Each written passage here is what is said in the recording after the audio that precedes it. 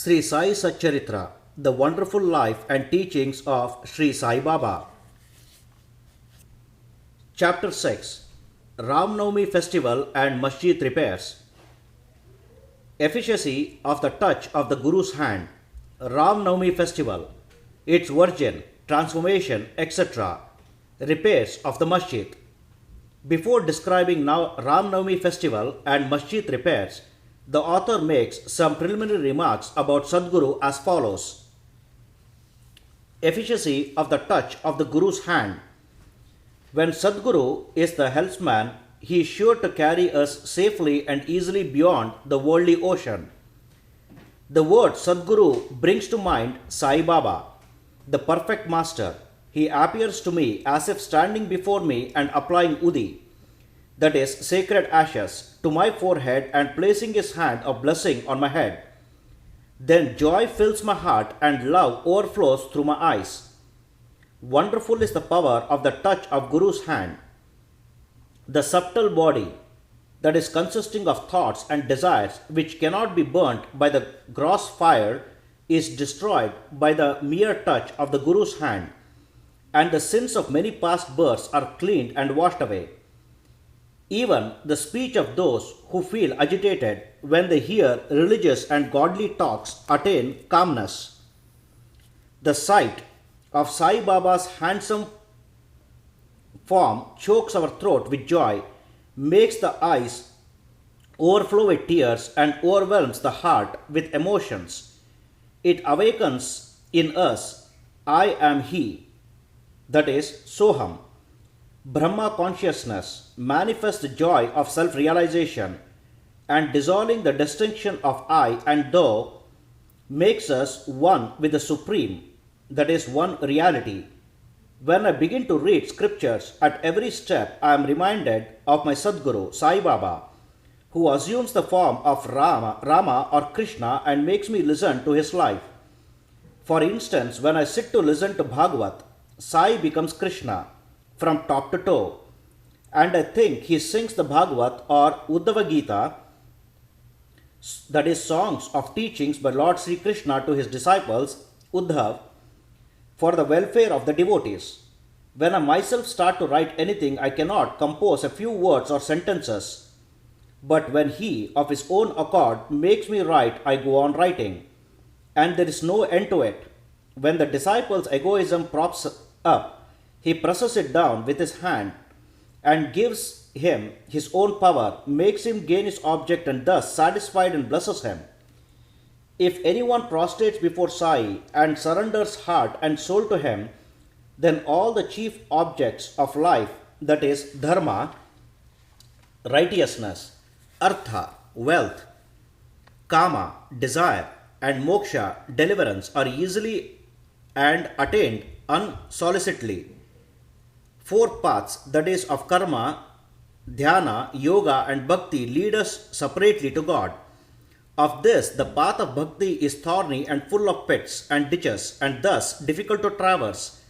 But if you rely on your Sadguru, avoid the pits and thorns, and walk straight, it will take you to the destination, that is God. So says Sai Baba. After philosophizing about the self-existence Brahma, his power, Maya, to create this world and the world created, and stating that all these three are ultimately one and the same, the author quotes Sai Baba's words guaranteeing the welfare of the bhaktas. There will never be any dearth or scarcity regarding food and clothes in my devotee's home. It is my special characteristic that I always look to and provide for the welfare of those devotees who worship me wholeheartedly with their minds ever fixed on me. Lord Krishna has also said the same in the Gita. Therefore, strive not much for food and clothes. If you want anything, beg of the Lord, renounce worldly honors. Try to get Lord's grace and blessings and be honored in his court. Do not be deluded by worldly honors. The form of the deity should be firmly fixed in the mind. Let all the senses and mind be ever devoted to the worship of the Lord. Let there be no attraction for any other thing. Fix the mind in remembering me always, so that it will not wander elsewhere towards body, wealth, and home. Then it will be calm, peaceful, and carefree. This is the sign of the mind being well engaged in good company. If the mind is vagrant, it cannot be called well merged in him. After quoting these words, the author goes on to relate the story of RAMA-NAVAMI festival in Shirdi. As RAMA-NAVAMI is the most celebrated festival at Shirdi, another fuller account, as published in Sri Sai Leela magazine of 1925, page 197, is also referred to, and a summary of the festival as related in both these accounts is attempted here. Origin. 1. Mr. Gopal Rao Gund was a surveyor in survey department at Kopargaon. He was a great devotee of Baba. He had 3 wives but had no issue. With Sai Baba's blessings, a son was born to him. In joy that he felt due to this, an idea of celebrating a fair or wurs occurred to him in the year 1897, and he placed it for consideration before other Shirdi devotees, that is Tatya Patil, Dada Kote Patil, and Madharao Deshpande, that is Shama. They all approved of the idea and got for it Sai Baba's permission and blessings. Then an application for getting the collector's sanction for celebrating the wurs was made. But as the village Kulkarni reported against holding the fair, the sanction was refused. But as Sai Baba had blessed it, they tried again and ultimately succeeded in getting the collector's sanction. The day for the wurs was fixed on the RAMA-NAVAMI day after having consultation with Sai Baba. It seems he had some purpose in this, that is the unification of the two festivals, the wurs and the RAMA-NAVAMI, and the unification of the two communities, that is the Hindus and the Mohammedans. As further events showed, this end or object was duly achieved. Though the permission was obtained, but other difficulties cropped up. Shirdi was a village and there was scarcity of water. There were 2 wells in the village. The one in use dried up soon, and the water from the second was brackish. The brackish water was turned sweet by Sai Baba by putting flowers into it. As the water of this well was insufficient, so Tatya Patil had to arrange to get water from outside. Temporary shops were to be constructed and wrestling bouts arranged. Gopal Rao Gund had a friend by name Damu, Anna Kasar of Ahmednagar. He was also similarly unhappy in the matter of progeny, though he had 2 wives. He too was blessed by Sai Baba with sons, and Mr. Gund prevailed upon his friend to prepare and supply 1 flag for the procession of the fair. He also succeeded in inducting Mr. Nana Saheb Nimonkar to supply another flag. Both these flags were taken procession throughout the village and finally fixed at the 2 corners of the masjid, which is called by Sai Baba as Dwarkamai. This is being done even now. The sandal procession. There was another procession which was started in this fair. This idea of sandal procession originated with one Mr. Amrit Sakar Dalal, a Mohammedan Bhakta from Korla.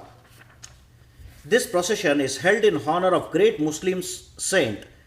Sandal, that is chandan, paste and scrapings are put in the thali, that is flat dishes, and carried with incense burning before them in procession to the accompaniment of band and music throughout the village, and then, after returning to the masjid, the contents of the dishes are thrown, or the nimbar, that is niche, and walls of the masjid with hands. This work was managed by Mr. Amrit Sakar for first 3 years and then afterwards by his wife. So, on the same day, the 2 processions, the flags by the Hindus and that of sandal by the Muslims, went on side by side and are still going on without any problem. Arrangement. This day was very dear and sacred to the devotees of Sai Baba. Most of them turned up for the occasion and took part in the management of the fair. Tatya Kote Patil looked to all outwards affairs, while the internal management was entirely left to Radha Krishnamai, a female devotee of Baba.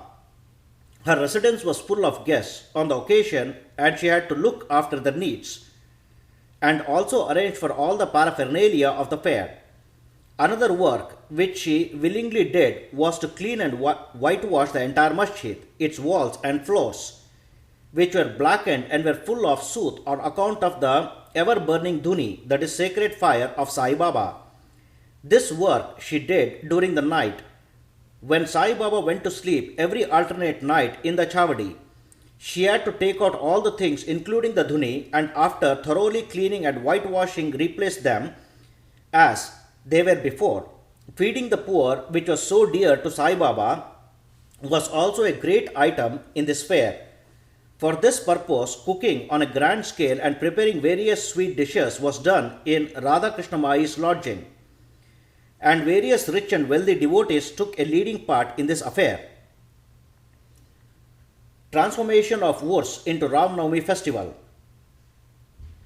Things were going on in this way, and the fair was gradually increasing in importance till 1912, when a change took place. That year, one devotee, Mr. Krishnarao Jogeshwar Bhisham, that is the author of Sai Satcharitra, came from the fair with Dada Saheb Karpade of Amravati and was staying on the previous day in Dikshitwada. While he was lying on the veranda and while Mr. Lakshmanarao alias Kaka Mahajani was going with puja materials to the masjid, a new thought arose in his mind and he accosted the latter thus: "There is some providential arrangement in the fact that Urs or fair is celebrated in Shirdi on the Ram-Navami day. The Ram-Navami day is very dear to all the Hindus, then why not begin the Ram-Navami festival, the celebration of the birth of Sri Rama on this day here?" Kaka Mahajani liked the idea, and it was arranged to get Baba's permission in this matter. The main difficulty was how to secure a Haridas who would do kirtan and sing the glories of the Lord on the occasion. But Bhisham solved the difficulty by saying that his Ram Akhyan, the composition on Ram's birth, was ready and he would do the kirtan himself, while Kaka Mahajani should play on the harmonium. It was also arranged to get the Suntavada, that is, ginger powder mixed with sugar, as prasada prepared by Radha Krishna Mai. So they immediately went to the masjid to get Baba's permission. Baba, who knew all things and was happening there, asked Mahajani as to what was going on in the Vada. Being rather perturbed, Mahajani could not catch the purport of the question and remained silent. Then Baba asked Bhisham what he had to say. He explained the idea of celebrating Ram-Navami festival and asked for Baba's permission, and Baba gladly gave it. All rejoiced and made preparations for the Jayanti festival. Next day, the masjid was decorated with buntings, etc. A cradle was supplied by Radha Krishna Mai and placed in front of Baba's seat, and the proceedings started. Bhisham stood up for kirtan and Mahajani played on the harmonium. Sai Baba sent a man to call Mahajani. He was hesitating to go, doubting whether Baba would allow the festival to go on, but when he went to Baba, the latter asked him as to what was going on and why the cradle was placed there. He answered that the Ram-Navami festival had commenced and cradle was put on for the purpose. Then Baba took a garland from the nimbar, that is niche, and placed it around his neck and sent another garland for Bhisham. Then the kirtan commenced. When it came to a close, pound sounds of victory to Rama went up, and gulal, red powder, was thrown up all around. Amidst band and music, everybody was overjoyed. When suddenly a roar was heard, the red powder thrown promiscuously went up and somehow fell into Baba's eyes. Baba got wild and began to scold and abuse loudly. People got frightened by this and began to take to their heels. The intimate devotees who knew Baba well took the scoldings and outpourings of Baba as blessings in disguise. They thought that when Ram was born, it was proper for Baba to get wild and enraged to kill Ravan and his demons in the form of egoism and wicked thoughts, etc. Besides, they knew that whenever a new thing was undertaken at Shirdi, it was usual with Baba to get wild and angry, and so they kept quiet. Radha Krishna Mai was rather afraid and thought that Baba might break her cradle, and she asked Mahajani to put the cradle back. When he went to loosen and unfasten the cradle, Baba went to him and asked him not to remove it. Then after some time Baba became calm and the day's program including Mahapuja and Aarti was finished. Later on, Mr. Mahajani asked Baba for permission to remove the cradle. Baba refused the same, saying that the festival was not yet finished. Next day, another kirtan and Gopal Kala ceremony, that is, an earthen pot containing parched rice mixed with curd, is hung to be broken after the kirtan, and the contents distributed to all, as was done by Lord Krishna amongst his cowherd friends, was performed, and then Baba allowed the cradle to be removed. While the RAMA-NAVAMI festival was thus going on, the procession of the two flags by day and that of the sandal by night went off with the usual pomp and show. From this time onwards, the Urs of Baba was transformed into the RAMA-NAVAMI festival. From next year, that is 1913, the items in the program of RAMA-NAVAMI began to increase. Radha Krishna Mai started a Nama Saptaha, that is, singing the glory of God's name continuously day and night for 7 days, from 11th day of Chaitra. For this, all devotees took part by turns, and she also joined it sometimes early in the morning. As RAMA-NAVAMI festival is celebrated in many places all over the country, the difficulty of getting a Haridas was felt again. But 5 or 6 days before the festival, Mahajani incidentally met Balubua, who was known as modern Tukaram, and got him to do the kirtan that year. The next year, 1914, another Balabua Satarkar of Birhad, Siddha Kavate, district Satara, could not act as a Haridas in his own town, as plague was prevailing there, and so he came to Shirdi. With Baba's permission, which was secured through Kaka Saheb Dikshit, he did the kirtan, were sufficiently recompensed for his labor. The difficulty of getting a new Haridas every year was finally solved from 1914 by Sai Baba, as he entrusted this function to Das Ganu Maharaj permanently, and since that time he had been successfully and creditably conducting that function up till now. Since 1912, this festival began to grow gradually year by year.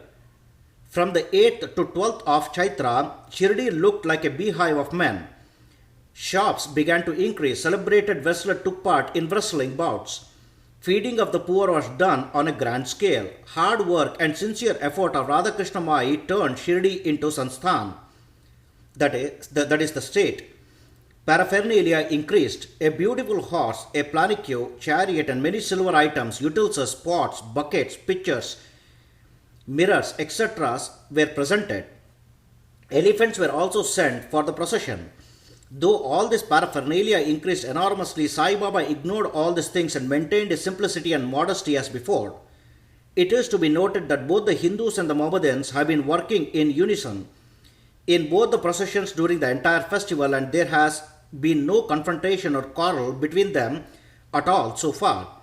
First, about 5,000 to 7,000 people used to gather, but that figure went up to 75,000 in some years. Still, there was no outbreak of any epidemic disease nor any riots worth the name during so many past years. Repairs to the masjid. Another important idea occurred to Gopal Gund just as he started the Urs or fair. He thought that he should repair and renovate the masjid. So in order to carry out the repairs, he collected stones and got them dressed. But this work was not assigned to him. This was reserved for Nana Saheb Chandorkar and the payment work for Kaka Saheb Dikshit. Initially, Baba was unwilling to allow them to have these works done. But with the intervention of Mahalspati, a local devotee of Baba, his permission was secured. Baba took a small gadi for his seat, discarding the usual piece of sackcloth used until then. In 1911, the Sabha Mantap, that is courtyard, was also put in order with great labor and effort. The open space in front of the masjid was very small and inconvenient. Kaka Saheb Dikshit wanted to extend it and put a roofing on it. At great expense, he got iron posts, pillars and trusses and started the work. At night, all the devotees worked hard and fixed the posts. But Baba, when he returned from Chavadi next morning, uprooted them all and threw them out.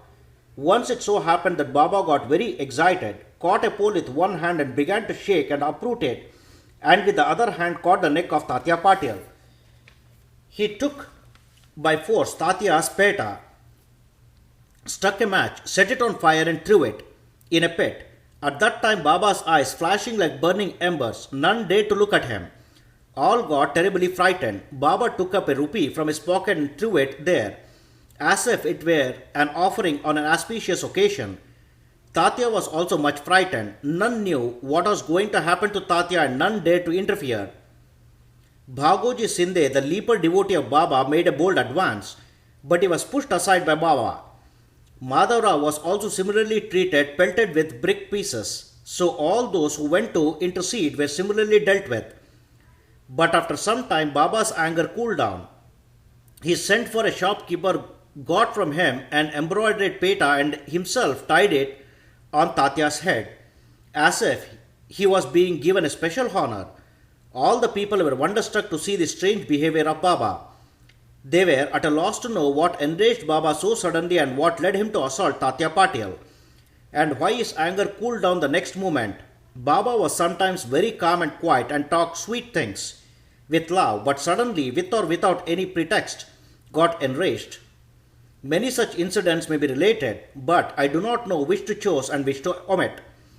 I therefore refer them as they occur to me. In the next chapter, the question whether Baba was a Hindu or a Mohammedan will be taken up, and his yogic practice and powers and other matters will also be dealt with. Bow to Sri Sai Baba. Peace be to all.